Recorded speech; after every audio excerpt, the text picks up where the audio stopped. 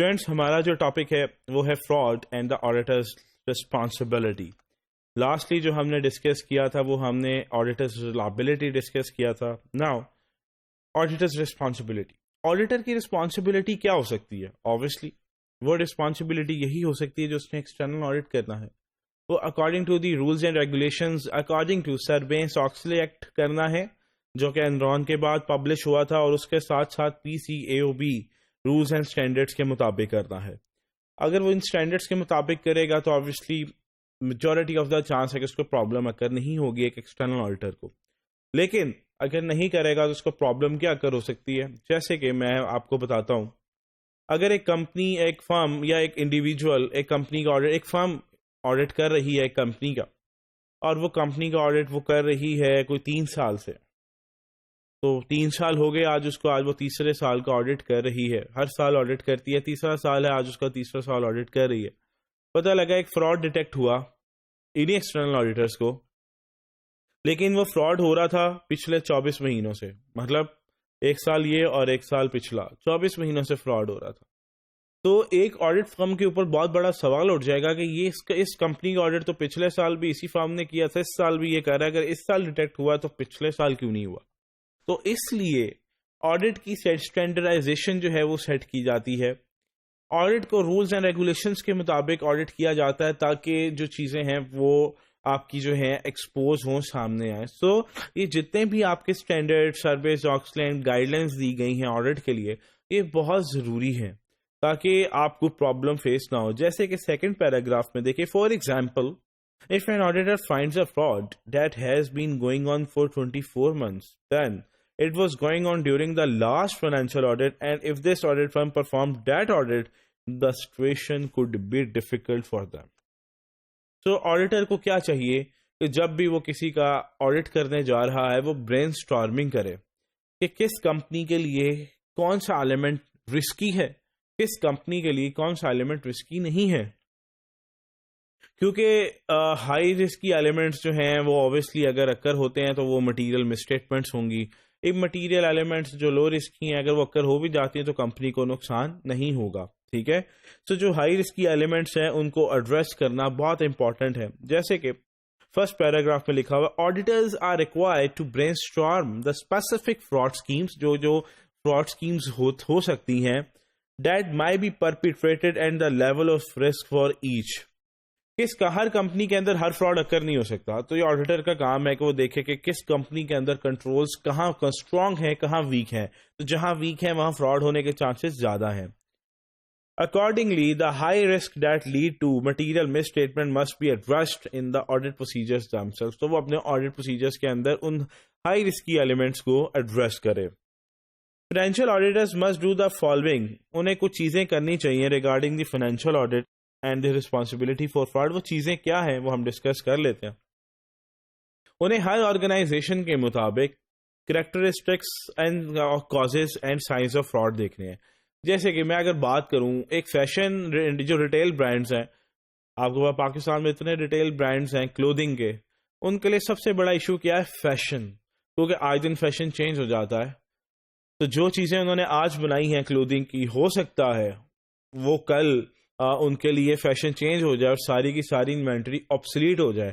اور اگر inventory obsolete ہوتی ہے تو ان کے لیے کیا ہوگا؟ وہی چیزیں جو ہیں ان کی وہ اسکریپ ویلیو پہ سیل آؤٹ ہوگی. کلودنگ برانڈ جیسے کہ ہم بات ویسے کر لیتے ہیں، آپ کے پاس جو ہے لائم لائٹ برانڈز ہیں، آپ کے پاس چینمن ہے، آپ کے پاس جو ہیں سفائر ہیں، کھاڈی ہیں، یہ اتنے آپ کے ریٹیل برانڈز ہیں. اب ان کے لیے فیشن اگر چینج ہو جاتا ہے تو ان کے لیے جو انوینٹری ہے وہ آبسلیٹ ہو جائے گی، تو انوینٹری کی ویلیو نیچے آ جائے گی. تو ہر آرگنائزیشن کے لیے ہر آرگنائزیشن کے لیے کرٹیکل ایلیمنٹس ڈفرینٹ ہوتے ہیں، ان کی انڈسٹری کے مطابق ڈفرینٹ ہوتے ہیں. سو اسی طرح ہم بات کریں تو ایک آڈیٹر کو چاہیے، سیکنڈ پیراگراف دیکھیے، assess the risk of a material financial statement due to fraud. انہیں یہ کرنا چاہیے. انہیں اپنے آڈٹ پروسیجرز جو ہیں وہ پلان کرنے چاہیے، اور plan and perform audit procedures کرنے چاہیے. ہر انڈسٹری کے مطابق ڈفرینٹ ہونے چاہیے. جس کمپنی کا جون سا ایلیمنٹ زیادہ رسکی ہے اس کے مطابق اس کو سامنے رکھتے ہوئے، جس کمپنی کے جیسے کنٹرولز جہاں اسٹرانگ ہے اس کو چھوڑ دینا، مطلب اس پہ ٹیسٹ نہ کریں. جہاں پہ ویک کنٹرولز ہیں ان پہ ٹیسٹ ضرور کرنے چاہیے وہاں پہ. تو ہو سکتا ہے کسی کمپنی میں پروکیورمنٹ کے کنٹرولز ویک ہوں، ہو سکتا ہے کسی کمپنی میں سیلز کے کنٹرولز ویک ہوں. تو جس کمپنی کے جیسی جیسی پرابلمس ہیں ویسے ویسے آپ نے آڈٹ پروسیجرز پلان کرنے ہیں اور پرفارم کرنے ہیں. آپ نے اپنی پلاننگ کے اندر ڈیو کیئر لے کے آنی ہے، اپنی پلاننگ کے اندر، ڈاکومنٹیشن کے اندر، جیسے کہ یہ لکھا ہوا ہے exercise due care in planning, performing, evaluating and documenting the results of audit procedures. اور دوسرا یہ کہ آپ نے یہ بھی ازیوم کرنا ہے کہ جو مینجمنٹ کی اونیسٹی ہے، جو مینجمنٹ آپ کو جن کے ساتھ آپ بات چیت کریں وہ کس طرح کی ہے، وہ ایماندار ہے، وہ ڈس آنیسٹ ہے، وہ انٹیگریٹی ہے نہیں ہے، یہ آپ کو کیا لگتا ہے؟ آپ کو جب ان کو بھی آپ آبزرو کریں گے تو آپ کی وہاں سے بھی کچھ پلاننگ چینج ہو جائے گی، آپ کی وہاں سے کچھ آڈٹ پروسیجرز چینج ہو جائیں گے.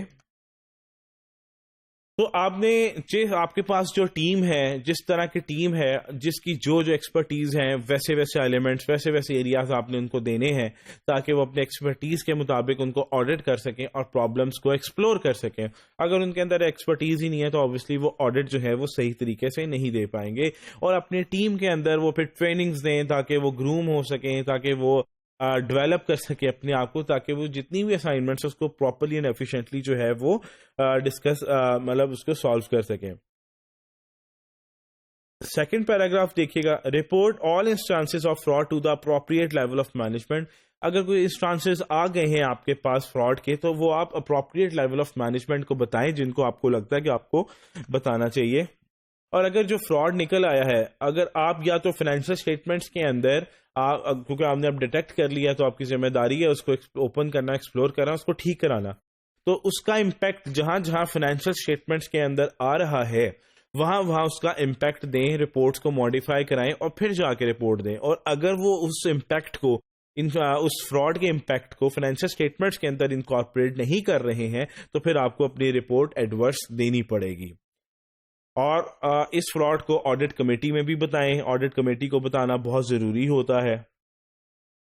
اور نیکسٹ دیکھیے گا آپ، ہم ایک اور بات یہاں کرتے ہیں آڈیٹرز کی ریسپانسبلٹی کے مطابق. فرسٹ پیراگراف دیکھیے گا، when a miss statement is or may be the result of fraud and the effect is either material or کی ناٹ بی ڈیٹرمن. اگر آپ کو کوئی مس اسٹیٹمنٹ مل گئی ہے یا فراڈ پکڑ لیا، اب آپ کو اس کے امپیکٹ کے بارے میں نہیں پتا لگ رہا کہ کتنا ہیوی امپیکٹ ہوگا. اگر ہیوی امپیکٹ ہے پھر تو سیدھا آپ نے فائنینشیل اسٹیٹمنٹس کے اندر اس کو ماڈیفائی کرانا ہے، اس کا امپیکٹ انکارپوریٹ کرانا ہے، پھر رپورٹ دینی ہے.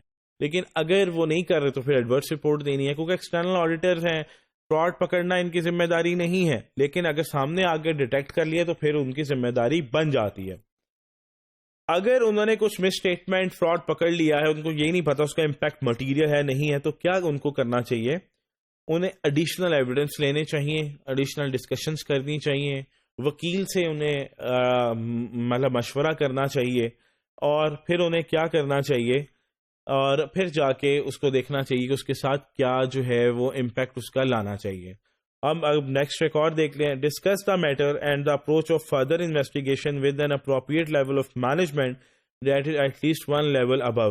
تو کیا کرنا چاہیے انہیں کہ اگر امپیکٹ کا ایڈیشنل ایویڈنس لینے کے بعد بھی نہیں پتہ لگا تو اپنی انویسٹیگیشن کو ایکسٹینڈ کر دینا چاہیے اور ایٹ لیسٹ سینئر مینجمنٹ کے پاس جانا چاہیے کہ اس کا امپیکٹ کتنا ہے، تاکہ آپ کو اندازہ ہو جائے اس کے مطابق آپ فائنینشیل اسٹیٹمنٹس کو ماڈیفائی کرا سکیں. آپ کو سینئر مینجمنٹ ہوگی، آڈٹ کمیٹی ہوگی یا لیگل کاؤنسل کے ساتھ بھی آپ ڈسکشن کر سکتے ہیں. تو سیم ایلیمنٹس ہیں، اگر آپ کو پتا ہے امپیکٹ کا تو پھر آپ سیدھا انکارپوریٹ کروائیں، رپورٹ دیں. اگر نہیں انکارپوریٹ کرتی مینجمنٹ تو ایڈورس رپورٹ دے دیں. اور اگر آپ کو اس کے امپیکٹ کے بارے میں نہیں پتا تو پھر آپ ایڈیشنل ایویڈنسز لیں، لیگل کاؤنسل سے آپ مشورہ لے سکتے ہیں، سینئر مینجمنٹ سے لیں، اپنی انویسٹیگیشن کو بڑھائیں، اور جب آپ کو پتہ لگ جاتا تو پھر آپ اس کا امپیکٹ دے دیں.